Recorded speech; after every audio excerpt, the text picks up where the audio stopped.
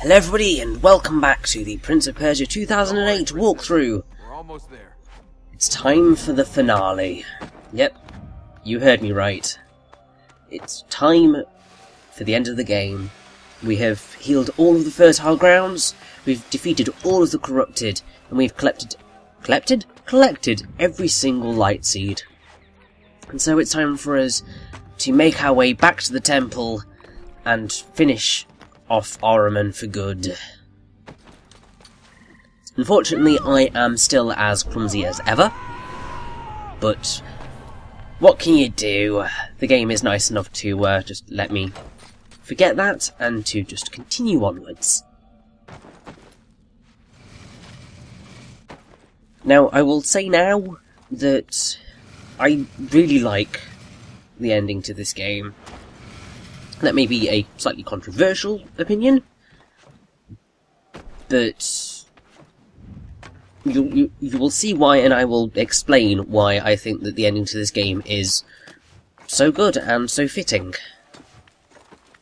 The epilogue changes things slightly, but we will deal with the DLC when we deal with the DLC. It is an additional part to the narrative that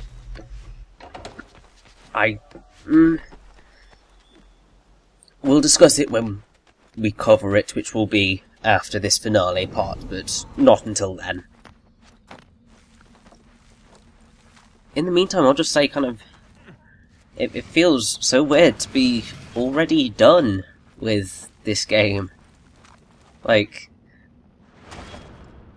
I have been doing YouTube commentaries for 5 years. Ish now. It's more like 6, but 5 years. And one of the games that I have wanted to do in that time has been Prince of Persia 2008. And so, to have finally gone round to it and to have actually reached the finale of it is just slightly bewildering. I know I've kind of slightly moaned and rambled on during the walkthrough, but it just feels so good to actually be done. And also, you can see up there that the door to the temple is open. And so we must run up to it and head in.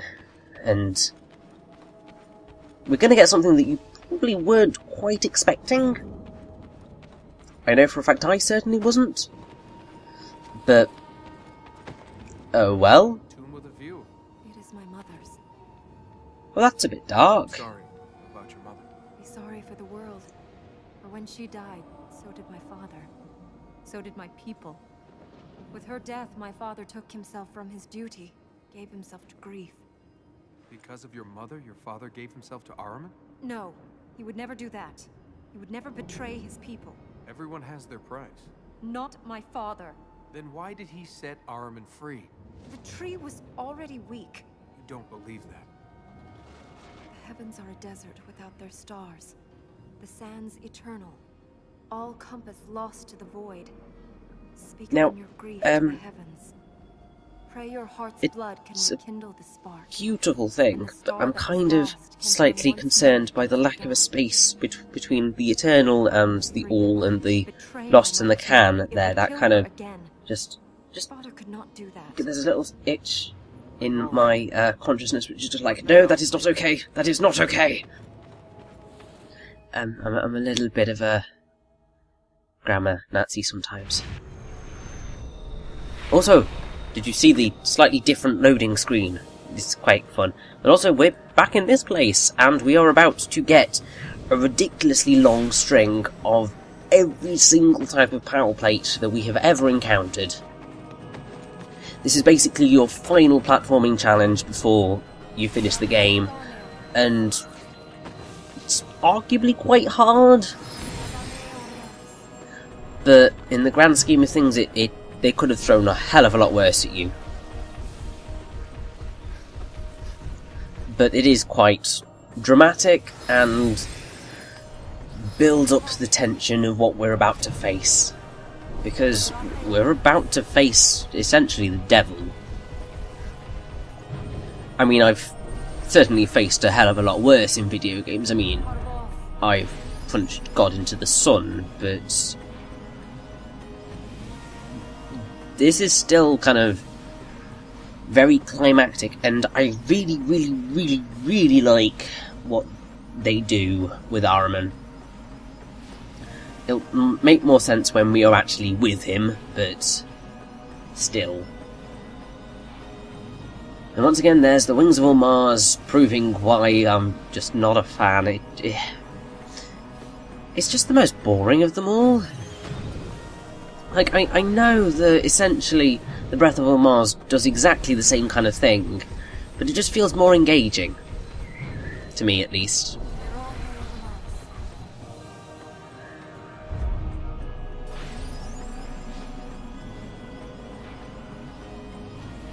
And thankfully, I think we are nearly done with this segment. It's slightly prolonged. Especially considering I think I can see the door just there. It's literally kind of right beside us. Come on. Just let us get there, please. You don't have to take the ridiculously long way around. That's the thing I would like to complain about to All Mars. Why couldn't you just make these power plates so that, you know, you took the shortest possible route to your exit? Doesn't that make more sense?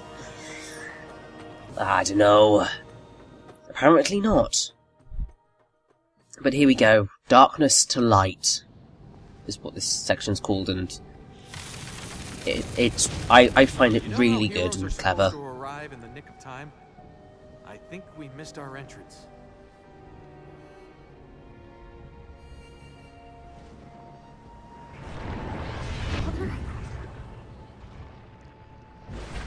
Elika. I forgive you. Then let us live. Let us free. There is no reason to fear. I only wanted you to live.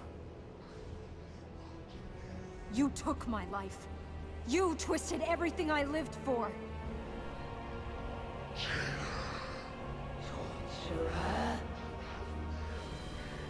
There must be an end. Let us leave together. Leave this place. Be free. Elika. Set me free. And so we begin our fight with the Mourning King, because that's what he has become. It's really sad to see Elika's dad become a corrupted, but that's what happens when you sell your soul to Ahriman to free someone. Now, throughout this fight, whenever you get into one of those things, he will always punch Elika out of the way, because, as you can sort of see, he doesn't really want to harm Elika. He just kind of wants to kill the prince, really. I mean, he's still causing her pain by punching her in the stomach, but he's trying to get her out of the way. And I really like the really dark, real insane darkness of this room. Like, it may not seem like it should work, but when you think about it, you're in the room with the devil, the darkest of dark things, and his darkness basically fills the room and prevents you from seeing. And as we are going to see when we've finally defeated the Mourning King, and this is really his well, it's meant to be his hardest incarnation. I would argue that the last fight at the temples was probably slightly harder than this, but he provides a pretty damn good challenge in the grand scheme of things. But once we have taken him down, we are probably going to see the real Ahriman, and it's a terrifying sight.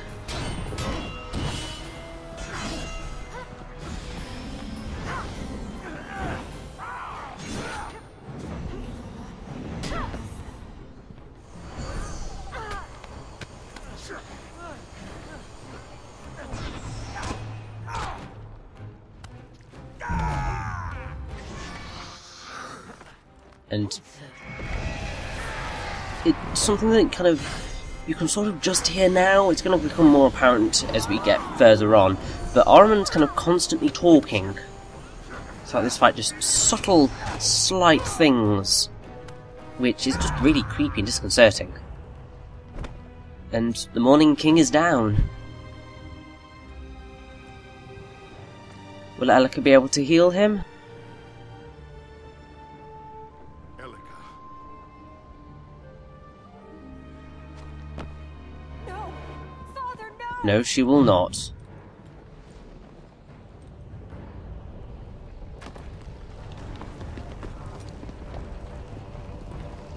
And now, here comes Ahriman. Yeah, this definitely wasn't good timing.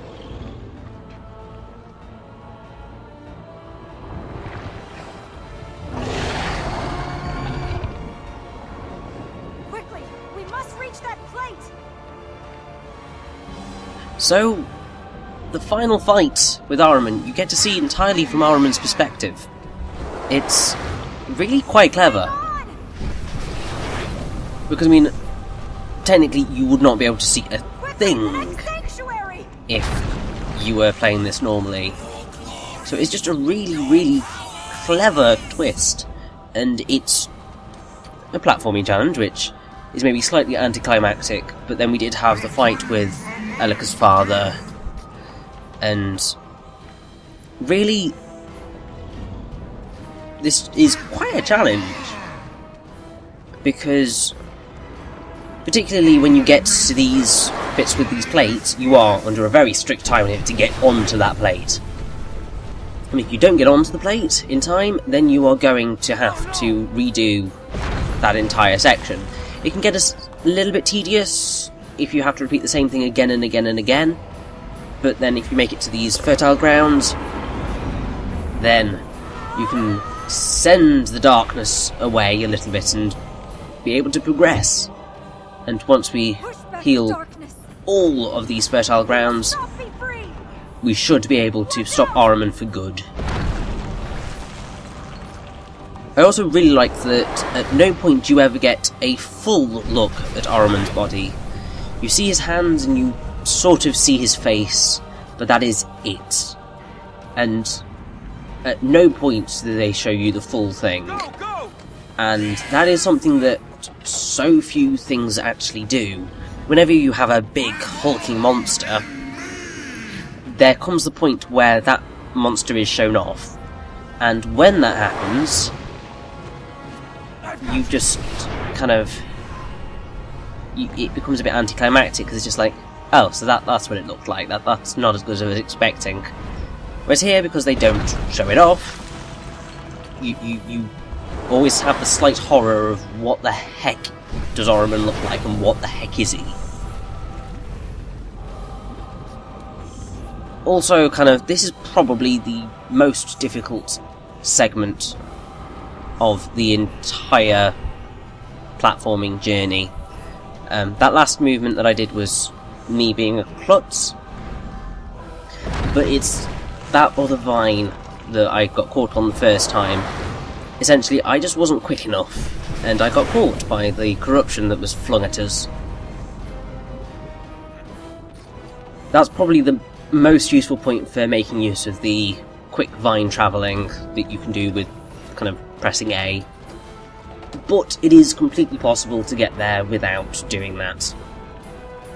You've just got to make sure that you know when the heck to jump, so that you can get onto the plate in time.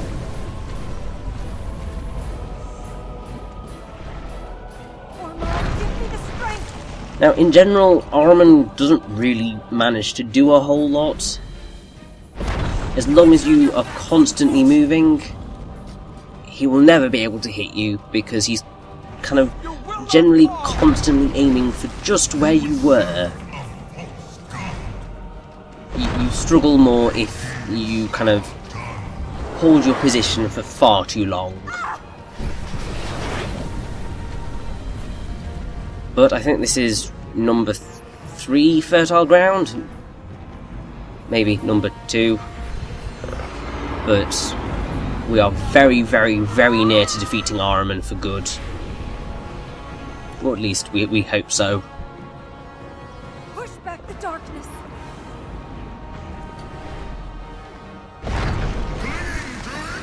Now I hope you can see, kind of, even though I said that this may be seen as anticlimactic, it's actually pretty climactic. Because the music is pulsing, the darkness feels really all-consuming, and you really do feel like you are pushing back everything that you are facing.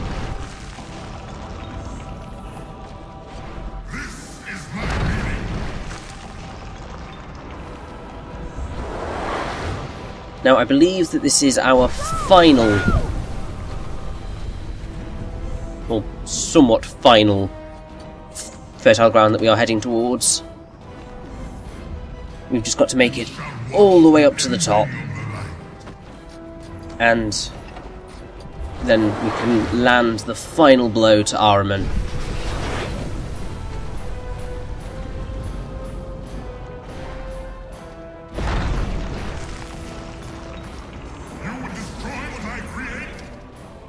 Yes, we would, because, you know, what you create is dark and horrible.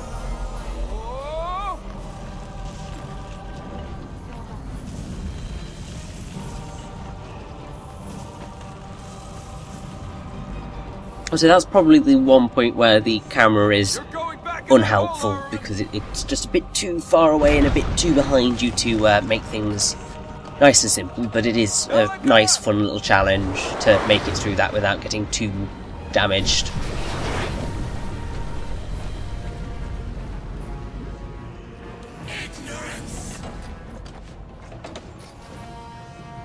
And here we go. It's the final fertile ground we are ever going to deal with.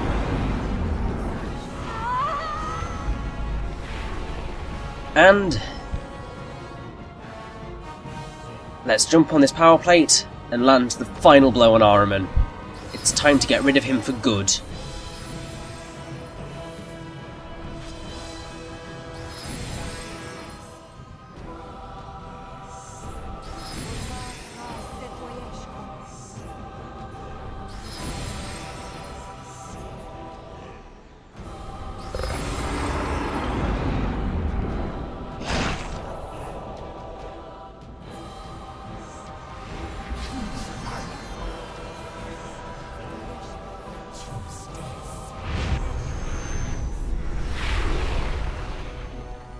And with that, Prince of Persia 2008 is beaten, and Ahriman has been trapped once more.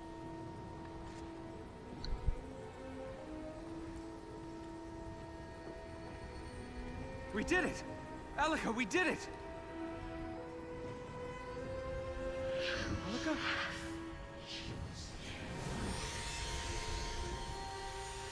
Sorry.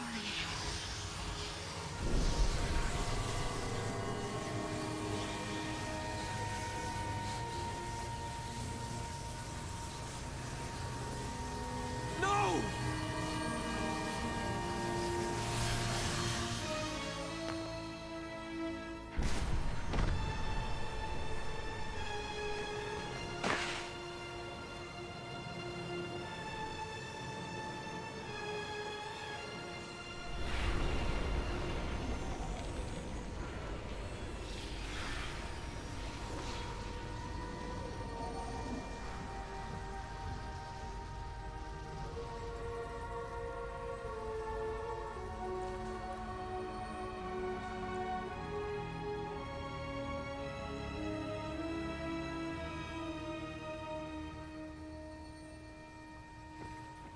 And now let's carry Elika to her mother's tomb, because this is really sad. Now, this kind of doesn't fit into the very solemn atmosphere that we have right now, but there is an achievement that I need to talk about, because it happens right in this room. Basically, as soon as that cutscene finishes, do not touch anything on your controller for a minute if you want an achievement. It's basically called Precious Time, and you've got to wait for an entire minute to be able to get it. And as we cross this corridor, the credits are rolling. It's a very weird decision, because this isn't the credits roll. But, oh well, but, oh god. I mean, the precious time achievement is a rather sneaky little blighter, because you may accidentally nudge something, and if you do that, then you've lost your chance at getting the achievement. But yeah, oh, it's really awful that Elika has to sacrifice herself to keep Ahriman trapped. It's just awful.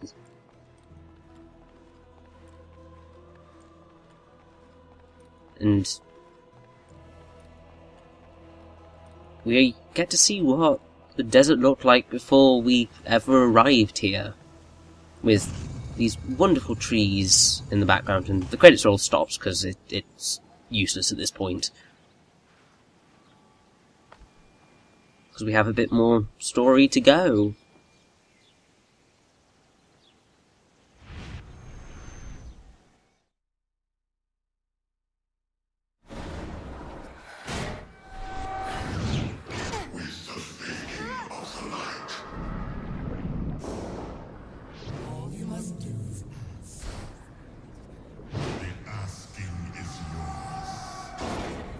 Know what it is that I ask. If you would have your wish, then give me mine.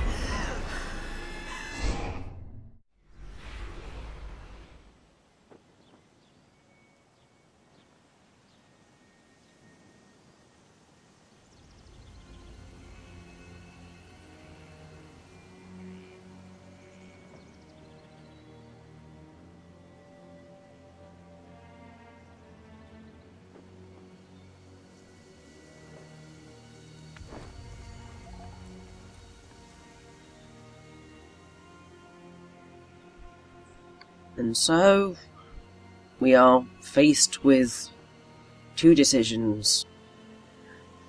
Do we leave Elika here, dead, and leave? Or do we destroy these trees and set Ahriman free so that Elika can live again? Really, there is only one decision that you can actually make. And it's slightly cryptic, but you should realise that full glowing trees that the thing has the camera has panned around points you towards. You should be going towards them.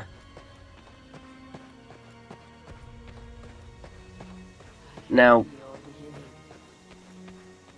it's really creepy, this entire section, because Ahriman is constantly whispering to you.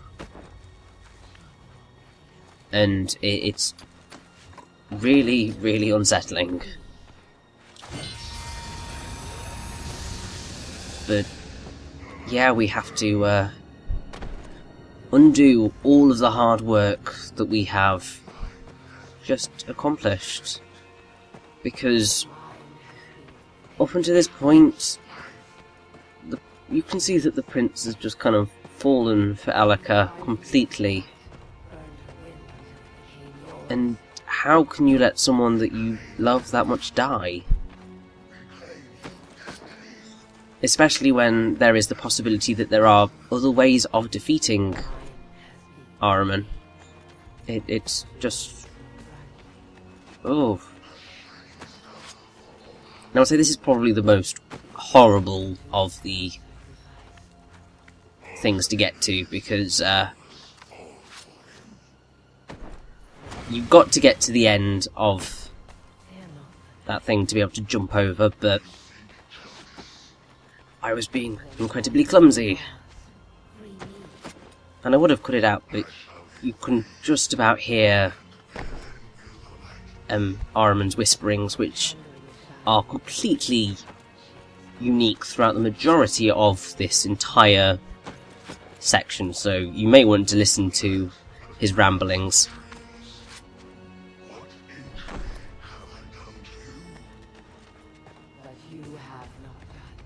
And also, this is kind of... You can see that this is what the king did before we arrived, or what he must have done, when Elika had died the first time. So, kind of, you are doing exactly what the king did, and for exactly the same reason. So, it's just very solemn. And I'm sure there are people out there who really don't like this, because it does sort of slightly feel like a very forced way of making a decision for you. But considering how the relationship between the Prince and Elika has developed, you can see exactly why the Prince would do this right now. And on the whole, it fits the very dual philosophy that the entire game has been running with.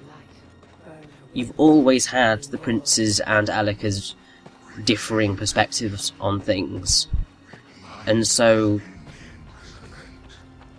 it's at this point that the decision as to what the hell you're meant to do is, well, sort of becomes obvious because of who these characters, well, because of who the Prince is and what he's like.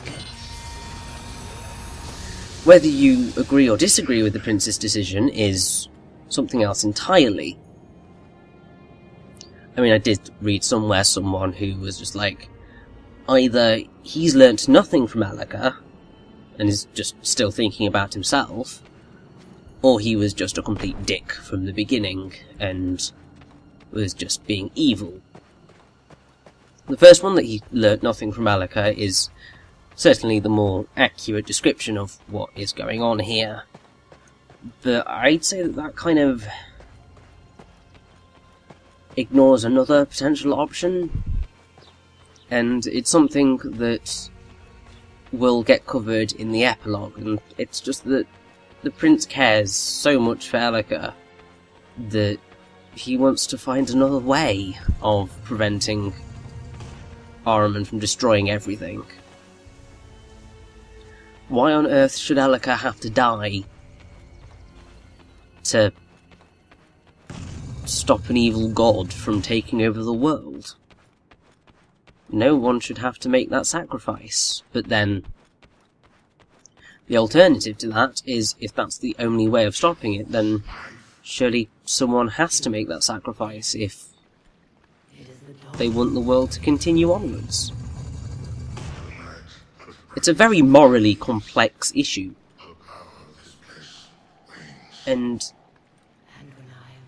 it really does, for me, just prove the point that I have been making throughout this entire game, that this game kind of does deal with some very complicated moral matter, and some very interesting philosophical ideas. But we have the final light seed, because there are actually 1001, and we must return it to Elika. If you had collected all of the light seeds, this would be the point where you got that achievement. It's Light Seed Light Seed Master is what you'd get if you have every single light seed and this final seed. You cannot miss it. But yeah,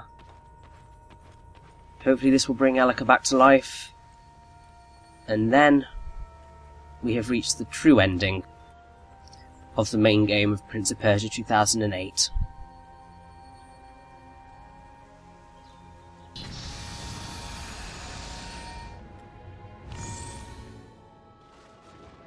Why?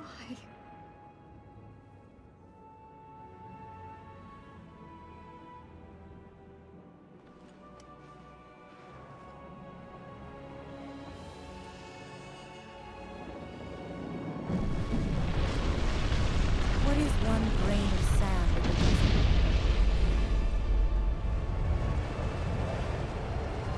What is one grain of sand in the storm?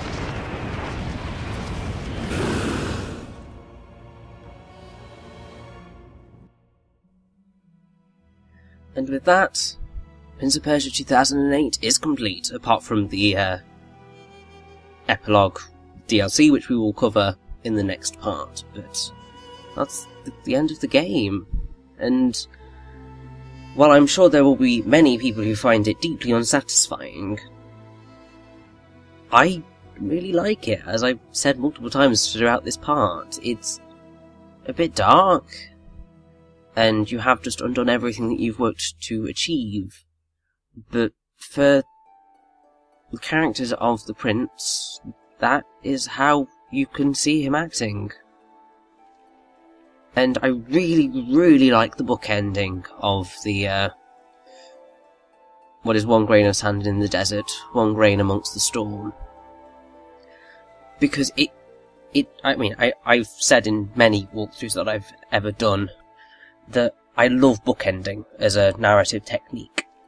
It creates a really nice circularity to the narrative that just makes it feel satisfying, but particularly here, it does a very good job of changing your perspective about things.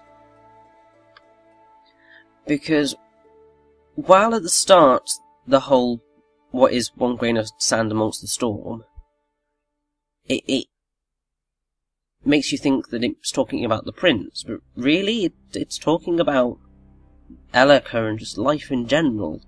It's just like, what is a single grain of sand worth? Is it worth risking the entire world for? Does everything have meaning? Just getting a bit existential here. But it's really deep. And I'm sure there will be people crying foul and saying, oh, it's false deepness, they're only trying to make their shallow game seem intellectually stimulating, but I read literature for a degree, and it's very much there in a lot of the stuff that this game deals with. And I can tell for a fact that there are a lot of people who just don't see that and don't really care for it, and that's fair enough. It's not really stuff that the general video gaming populace desires, but I appreciate it, and having come back to this game again after so long, it was like 2011 I think when I played it last, like, I appreciate it far more than I did back then, because I've been seeing all of this narrative and philosophical stuff that I didn't see back then. And that, in addition to the fact that it's just fun. It may be a bit bland sometimes, and a bit mechanical, and a bit clunky, but as a game it's relaxing to me, and I appreciate a lot of what it sets out to do. It kind of does away with a lot of kind of like ludonarrative dissonance, because the death state is worked into the narrative, and all of the game mechanics work within the world that they have created, so the platforming and the combat use the same things, and all of that, and it just works. It may be kind of too dull for many people, but that's something that should be applauded. And it makes me very, very, very sad that this reboot universe of Prince of Persia is probably never going to receive a sequel, because it was so poorly received by fans. Because having never played the other Prince of Persia games, I can't really say that I prefer this to them, but I can say that I like this universe enough to say that I would love a sequel, especially considering what's going to happen in the epilogue. It's kind of slightly spoilers, but I mean, even saying that, after having beaten the game, you get kind of 2 achievements. You get from darkness to light. Well, from darkness, ... light. But then you also get to be continued. And the description for that is, congratulations, the game is complete. The story has only just begun. And while there's the epilogue remaining, there's still that sense of to be continued here. And it's never going to be continued. And that makes me sad. Also, I love how they've got all the French voices here. That's slightly bemusing. But, yeah, I just really like this game. I'm gonna keep saying it, and hopefully someone will listen to me and believe me. But despite all of its flaws, it's still a good game. It's flawed, yes, don't get me wrong. But then every game is flawed. And I mean, especially considering the stuff that Ubisoft generally puts out. I mean, other than Assassin's Creed and Beyond Good and Evil, they don't really deal with anything more complicated than Rabbids, Just Dance, that sort of thing in general. I mean, obviously they are branching out into certain things, like I think it was Valiant Hearts, which is like it's in order to sort of pay respect to the centenary of World War I, although the reaction to it has been very mixed from what I have seen. But I just wish that they would return at some point to this world of Prince of Persia, because I really like it. And I mean, this game did good enough to win some awards in terms of its artistic direction, I think.